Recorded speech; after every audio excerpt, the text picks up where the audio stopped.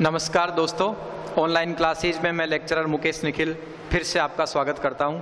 आइए आज हम अध्ययन कर रहे हैं NCERT सिलेबस में 11वीं क्लास की आरोह नामक जो हिंदी पुस्तक है उसके प्रथम अध्याय कबीर दास का दूसरा पद।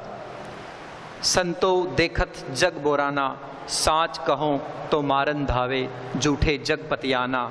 नेमी देखा धर्मी देखा, प्रात करे स्नाना। आत्म मारी पखाने पूजे, उनमें कछु नहीं ज्ञाना। बहुतक देखा पीर औलिया, पढ़े किताब कुराना। करे मुरीद तदबीर बतावे, उनमें उहें जो ज्ञाना।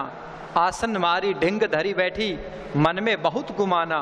पीपर पाथर पूजन लागे, तीर्थ गर्भ भुलाना। आगे लिखा है, टोपी पहरे माला पहरे, छाप तिलक अनुमाना। साखी शब्दे गावत भूले, आत्म खबरी न जाना।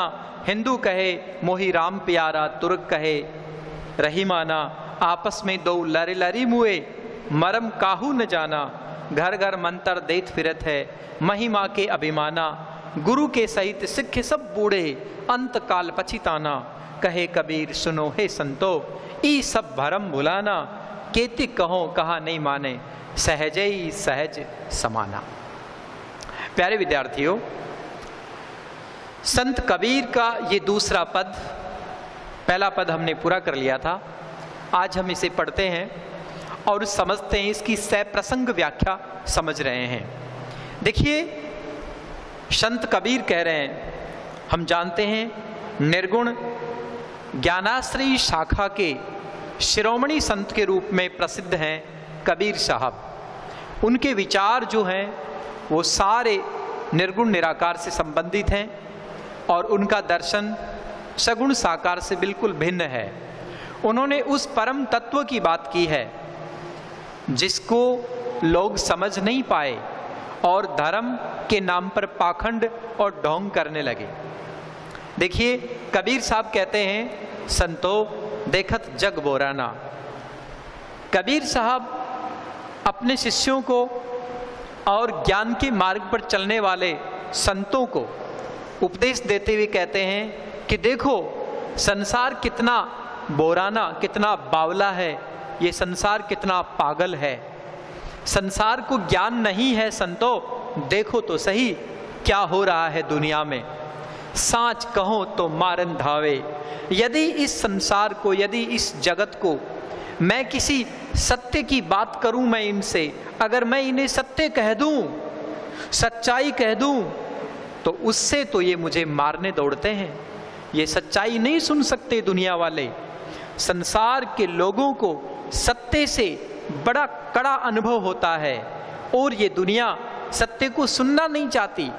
सत्य को सुनकर तो ये मुझे मारने दौड़ते हैं। सत्य सुनने पर तो, सुनाने पर तो मैं इन्हें बहुत बुरा लगता हूँ। झूठे जग पतियाना। और यदि मैं झूठी बातें करूँ, मिथ्या वाचन करूँ, व्यर्थ की बातें करूँ, मायावी बातें करूँ, तो ये संसार पतियाना मेरे ऊपर विश्वास करेगा, मुझे सच मानेगा। कि संतो देखो, संसार कितना पागल है। सच कहें तो मारने भागते हैं और यदि झूठ कहें तो विश्वास कर लेते हैं। बड़ी विचित्र सी बात है।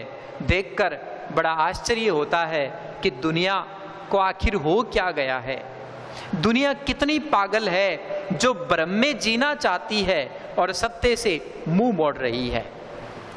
यहाँ कबीर साहब इस दूसरी पंक्ति में कह देना चाहते हैं कि आज तक संसार में जिन लोगों ने सत्य की बात की, जो सत्य दृष्टा रहे, जिन्होंने सत्य कथन किए, जिन्होंने यथार्थ की बात की, मूल तत्व की, परम तत्व की जिन्होंने बात की, उन सब पर ये दुनिया वाले बड़े कुपित हुए हैं और ऐसे बड़े बड़े महान संतों को, बड़े बड़े ऋषि मुनियों को इस संसार ने उनके ऊपर प्राण घातक हमले किए और अधिकांश ऐसे संतों की जान ले ली इस दुनिया ने।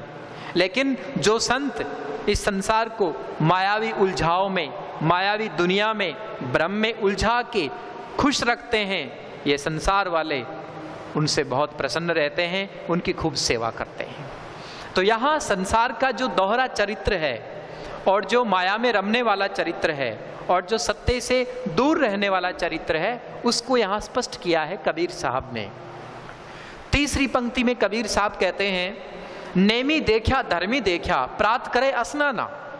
हे लोगों, मैंने इस संसार में बहुत नेमी देखे हैं, नियम पर रहने वाले लोग देखे हैं, और बहुत धर्मी देखे हैं, धर्म पर रहने वाले लोग भी बहुत देखे हैं।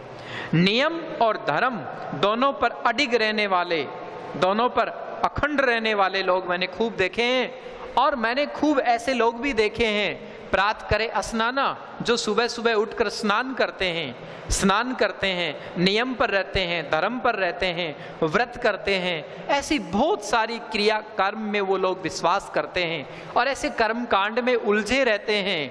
आत्म मारी पखा नहीं पूजे। लेकिन ये वो लोग हैं जो अपनी आत्मा को तो मार चुके, अपनी आत्मा को तो समझते ही नहीं हैं, आत्म तत्व को, आत्म ज्ञान को तो इन्होंने छोड़ दिया। पखाने ही पूजे, पखाने ही पत्थर, और ये पत्थरों को पूज रहे हैं, ये मूर्तियों को पूज रहे हैं। यहाँ कबीर साहब मूर्ति पूजा के ऊपर चोट कर रहे हैं। वो कहना चाहते हैं कि अरे आत्म ज्ञान करो, आत्मा को मत मारो, आत्मा को जगाओ, अपने चैतन्य को स्पष्ट करो, समझो, जानो, अपने ध्यान में अपनी आत्म तत्व की खोज करो। तुम पत्थरों को क्यों पूज रहे हो? मूर्ति पूजा में आखिर सार क्या है? ये तुम्हारे नेम धर्म और सुबह स्नान ध्यान और ये मूर्ति पूजा, ये तो सब के सब ढकोसले ढोंग हैं। आत्मज्ञान करो, उनमें कछु नहीं ज्ञाना। कबीर साहब कहते हैं कि इस प्रकार की जो कर्मकांड में जीने वाले लोग हैं और मूर्ति पूजा करने वाले लोग हैं, उनमें कछु नहीं ज्ञाना, इनमें कोई भी ज्ञान नहीं है। वास्तव ज्ञान की अगर हम बात करें तो इनमें कोई ज्ञान नहीं है, सिर्फ पाखंड के, सिर्फ दिखावे और ढोंग के, कोई ज्ञान नहीं है इनको। और अगली पंक्ति में कबीर साहब कहते हैं, बहुत देखा पीर ओलिया पढ़े किताब कुराना। तो यहाँ ऊपर वाली पंक्तियों में कबीर साहब ने जो कर्मकांडी हिंदू हैं उन पर आघात किया है, उनके कर्मकांड पर सीधे सीधे चोट की है, उन पर व्यंग्य किया है। और अब की बार इन दो पंक्तियों में कबीर साहब मुस्लिम जो पीर औलिया हैं, काजी हैं, मुल्ले हैं, उन सब पर व्यंग्य करते हुए कहते हैं, बहुतक देखा पीर औलिया।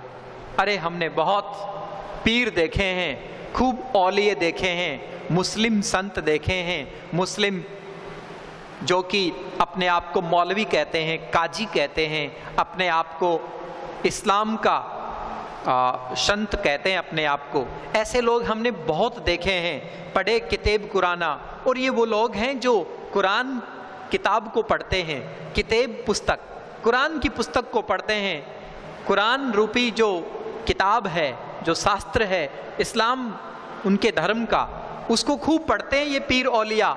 और ये लोग क्या करते हैं?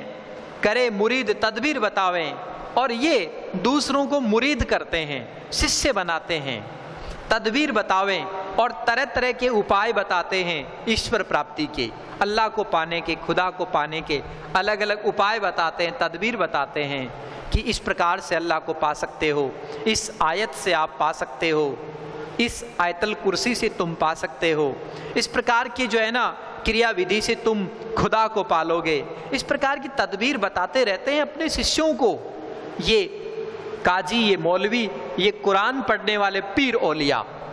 उनमें उन्हें जो ज्ञान, उनमें जितना ज्ञान है जैसा, वो अपने उसी ज्ञान के अनुसार अपने शिष्यों को अधूरा ज्ञान देते रहते हैं, किताबी ज्ञान देते रहते हैं, किताब से आगे वो भी नहीं गए हैं। कबीर साहब यहाँ मुस्लिम पीर औलियों पर भी निशाना साध रहे हैं और स्पष्ट रूप से कहना चाहते हैं कि किताब से आगे वो भी नहीं जा पाए। जो वास्तविक जो आत्मज्ञान है, जो रूहानी खबर है, उस तक तो वे भी नहीं जा पाए हैं, वे कुरान तक ही रुक गए हैं। तो रियल स्पिरिचुअलिटी की यदि बात की जाए तो इस्लाम के ये सारे के सारे मुल्ला, मौलवी और काजी अधूरे हैं, और ये अपने शिष्यों को जो उपाय बताते हैं, तदबीर बताते हैं, वो भी अधूरी हैं। और उसके बाद अगली दो पंक्तियों में फिर हिंदू कर्मकांडियों पर निशाना साध रहे हैं। और कबीर साहब कहते हैं, आसन मारी ढिंग धरी बैठे, मन में बहुत गुमाना। संतो, मैंने ऐसे ऐसे लोग देखे हैं मैंने ऐसे ऐसे तपस्वी देखे हैं जो दिन रात तपस्या में लीन हैं, आसन मार के बैठे हैं, एक निश्चित आसन लगा के लंबे समय से उस पर बैठ सकते हैं। इस प्रकार के हठ योगी मैंने देखे हैं, ऐसे आसन सिद्ध तपस्वी मैंने देखे हैं, और बड़ा डोंग करके बैठ जाते हैं, दुनिया को एक दिखाते हैं कि हम बड़े सिद्ध तपस्वी हैं, हम में बहुत गहरा ज्ञान है, हमने लंबे समय तक गहन तपस्या की है इस आसन पर। तो ऐसे आसन पर डोंग करके बैठे लोग हमने खूब देखे हैं, ऐसे तपस्वी हमने खूब देखे हैं। मन में बहुत गुमाना, ये वो लोग हैं, ये वो तपस्वी हैं जो अपने मन में बड़ा गुमान रखते हैं, अपने मन में बड़ा घमंड रखते हैं कि ज्ञान यदि सृष्टि में है तो वो हमें ही है, क्योंकि हमने आसन को साधा है, हमने आसन सिद्धि की है, हम एक आसन पर दिन रात बैठ सकते हैं। तो उन्हें इस बात का बड़ा गुमान है और वो उस अहंकार में ही डूब गए हैं, उन्हें भी वास्तविक सच्चाई का पता नहीं है। पीपर पाथर पूजन लागे, तीर्थ गर्भ भुलाना। कबीर साहब कहते हैं ये वो लोग हैं जो आसन तो सिद्ध कर चुके और उस पे डोंग करने लगे और बाद में पीपर पाथर पूजन लागे। कभी तो पीपल की पूजा करने लगे तो कभी पत्थर की पूजा करने लगे। हिंदू धर्म में कर्मकांडियों के पास इस प्रकार की क्रियाएं होती हैं जिन क्रियाओं पर सदा से ही बुद्धिजीवी लोगों ने आक्षेप लगाए हैं, क्योंकि वे उन क्रियाओं के वैज्ञानिक पक्ष को समाज को नहीं बता सके। वे नहीं बता सके कि पीपल की पूजा क्यों की जाती है, और वे ये भी नहीं बता सके कि पत्थर की पूजा किस तरह होनी चाहिए। पीपल और पत्थर की वास्तविक पूजा वे समझा नहीं सके, और केवल पीपल और पत्थर की पूजा वे एक ढोंग बनाकर ही चला सके और समाज में एक ढोंग ढकोसला बना दिया इन चीज़ों का। इस वजह से कबीर साहब कहते हैं तीर्थ गर्भ भुलाना। और ये वो लोग हैं जो कि तीर्थ में ये मानते हैं, तीर्थ में अपने आप को बड़ा गर्वित महसूस करते हैं, अपने आप को बड़ा अभिमानी महसूस करते हैं कि हमने तीर्थ कर लिया तो सारे पाप दोष हमने निवृत्त कर दिए हैं। कबीर साहब कहते हैं कि ये वही लोग हैं जो सच में सब कुछ भूले हुए हैं, इन्हें कोई खबर नहीं, इन्हें कोई ज्ञान नहीं है। ये पीपल पत्थर को पूजते हैं, तीर्थों में जाकर गर्भ करते हैं, जबकि वास्तव में ये असली ज्ञान को भूले हुए हैं। तो इन्हें असली ज्ञान करना चाहिए। यहाँ इन दो पंक्तियों में फिर से जो हिंदू कर्मकांडी लोग हैं उन पे दोबारा व्यंग्य